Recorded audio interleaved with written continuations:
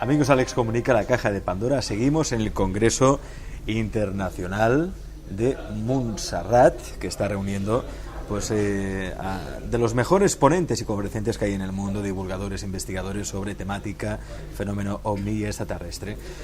Como no, a un representante muy digno de nuestra casa, de nuestro país, de aquí, de nuestros lares, es sin duda David Parcerisas. David, bienvenido. Hola Alex, encantado. David, que por cierto va a hacer una conferencia muy interesante sobre un tema del que tampoco se ha hablado mucho, y tú tampoco has hablado mucho del tema. De hecho, yo creo que será, no sé si la primera vez que abordas el tema, el tema aquí en el Congreso, ¿no? Aquí el tema es psicofonías, voces de otros planos. Claro, es interesante esto, porque siempre pensamos, ¿no?, que las psicofonías son voces del más allá o de los espíritus, ¿no?, o que demuestran la existencia de que hay un más allá. Porque quizá cuando hablamos de otros planos, quizá también las psicofonías podrían ser de origen extraterrestre. No lo sé, pregunto. Bueno, el tema es que nosotros llevamos 2 años, yo y mi mujer hemos conseguido pues grabar, yo siempre digo más o menos una cifra aproximada, porque es muy difícil coger todo ese material y contarlo uno por uno, pero aproximadamente son unos 15.000 registros, o sea, 15.000 voces psicofónicas confirmadas como de origen paranormal. Estas voces en 4 o 5 ocasiones nos han dado ya nombres, o sea, nos han dado nombres, incluso apellidos. Dicen ser personas fallecidas hace muchos años en la zona pues próxima a donde vivían mis abuelos. Entonces, estas voces se identifican como seres desencarnados inicialmente, pero es muy curiosa la anécdota de que ya desde el principio me dijeron estas voces que había uno de ellos que no era un humano, sino que era extraterrestre.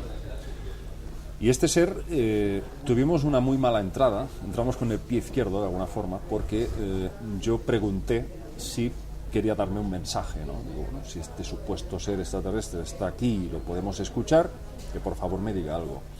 Y sale una voz y dice, no te diré nada. Entonces yo que siempre suelo tener una reacción un poco infantil, lo admito, que es que me pico un poco, entonces me sentí ofendido y dije, vale, pues no te preocupes que no te voy a preguntar nada más. O sea, tuvimos una mala entrada. Al cabo de un mes, estas voces fueron manifestándose. Nos hablaban de personas en nuestra familia que ante ciertas dificultades cotidianas de la vida pues ofrecían diferentes soluciones, ¿no?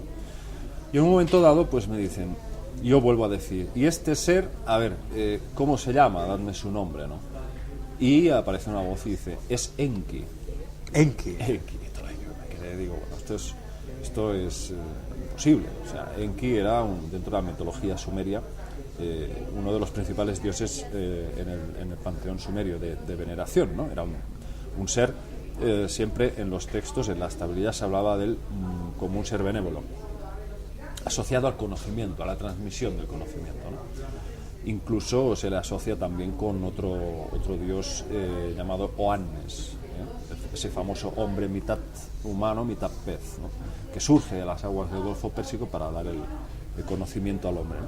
Entonces este Enki pues aparece ahí y su nombre pues ya empieza a ser habitual, ¿no? Y voces femeninas, masculinas, Enki esto, Enki lo otro, que fue efectivamente un dios Anunnaki que en un momento dado de la historia pues desencarnó, dejó el plano físico y está presente, pero está en un plano espiritual. Yo recuerdo una vez que pregunté cuántas dimensiones había conocido este ser. Me sale una voz y me dice todas las existentes. Y esto, David, está grabado. Esta conversación está grabada. Sí. ¿La podremos oír, esta conversación, en la conferencia que darás? No, a ver, hay un problema. Tenemos hemos tenido que hacer una selección de las voces que el común de los mortales puede entender. O sea, que es audible. Uh-huh. Hay voces que sí lo son, y mucho, pero luego hay una categoría de voces que son precisamente las que van relacionadas con este ser, con dice ser Enki. Es una voz gutural, cavernosa, muy fuerte, que hemos tenido que utilizar programas y filtros para irlo limpiando porque cuesta muchísimo. Uh-huh.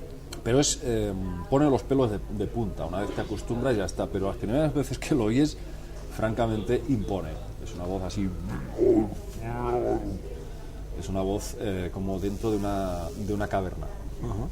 Entonces, esto es muy curioso. Nos han dado mucha información sobre la Luna, sobre la conquista espacial, sobre los pactos secretos que hay entre gobiernos y sobre todo nos han dado mucha información sobre el más allá, sobre lo que verdaderamente nos espera en el otro lado. Lo que nos espera en el otro lado. ¿Y qué nos espera en el otro lado? Ellos dicen que sí que es cierto que hay una manipulación brutal, que hay una especie de física hiperdimensional perpetrada por algunas entidades y que crean como una especie de falso escenario para hacerte creer que tienes que volver otra vez a la famosa rueda hinduista del samsara. Sería la reencarnación entendida pues como un proceso para ir puliendo nuestra conciencia, ¿no? El caso es que estas entidades admiten que existe esta manipulación, pero no te dicen que sea cierto del todo el hecho de que ciertas corrientes esotéricas ahora salen a decir que tendríamos que recordarlo todo. Te dicen, no, dice, nos pasa a todos, nos ha pasado a todos. Parece que hay como un borrado de memoria. Por eso volvemos a nacer de alguna manera partiendo de cero. Si no, a lo mejor nos mataríamos los unos a los otros si recordáramos, no sé, tú me mataste en otra vida, ahora yo te voy a matar a ti. Imagínate. Entonces, hay una serie de cosas que indudablemente tienen que partirse de cero, ¿no?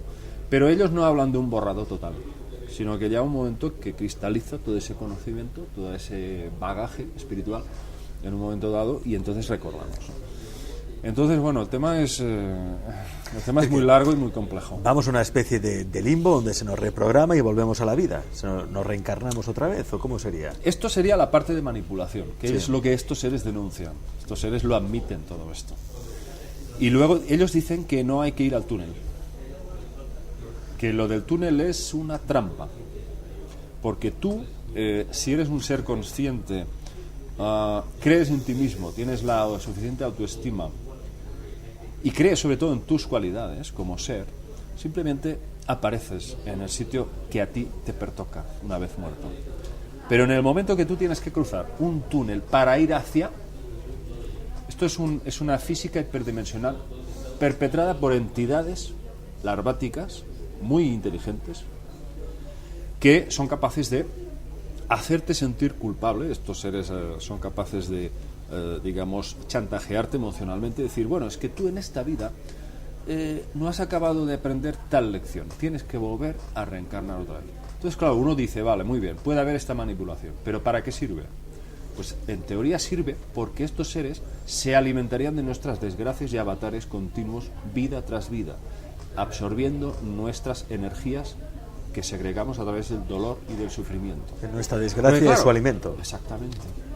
Nuestro dolor sería su sufrimiento. Esto lo dice Salvador Fresedo, esto lo dice todos los grandes investigadores del mundo. ¿Y de dónde proceden estas entidades larváticas? Este es el gran misterio. Hay quien habla de los arcontes, que serían unas entidades bioplasmáticas de no sabemos qué multiuniverso, y que estos seres habrían interferido esa línea que existe entre la madre fuente, es decir, la fuente universal, llamémosle Dios o llamémosle como queramos, y que de alguna forma habrían opacado esa línea entre nuestra conciencia y esta fuente madre. Entonces ellos se habrían hecho pasar por esta fuente original sin serlo y habrían manipulado nuestras percepciones para hacernos segregar esta serie de reacciones emocionales que ellos absorberían. Es un tema muy, muy complejo, pero que vamos entendiendo algunos conceptos a través de textos sagrados como la Biblia, en los que se ve todo el tipo de sacrificios, los holocaustos, que practicaban los hebreos.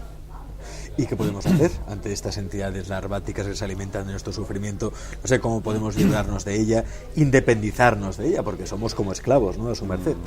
Bueno, yo siempre digo que aquí lo importante es dirigir la mirada hacia el interior, hacer una introspección y solamente creer en ti mismo, en tus cualidades, no pensar tanto en lo negativo, sino centrarte solamente en aquello que de alguna forma puedes potenciar como cualidad, como valor. Nos hemos olvidado completamente de todos los valores que caracterizan el ser humano, lo más intrínseco, la dignidad, la benevolencia, la capacidad de perdonar, de tener empatía hacia los demás. Todo esto hoy en día está desapareciendo. ¿Por qué? Pues porque a través del mercado de consumo, a través de todos estos valores que están induciendo a nuestros jóvenes, todo material, todo pues en plan consumista, sexo agresivo, no sexo sano, todo esto nos está de alguna forma devorando el alma, nos está devorando las cualidades innatas del ser humano. Si nosotros recuperáramos nuestros valores intrínsecos, no haría falta tanta información y tanto buscar aquí y ahí. Hay que tener fe en uno mismo. Ahí está esta luz que brilla en nuestro interior. Hay que encontrarla y abrazarla. Y si queréis saber más, no os perdáis la conferencia que dará David Parcerisa sobre psicofonías, voces de otros planos. Me gustaría que abra esa entrevista, David, con la pregunta que estoy haciendo a todos los ponentes. ¿Estamos solos en el universo?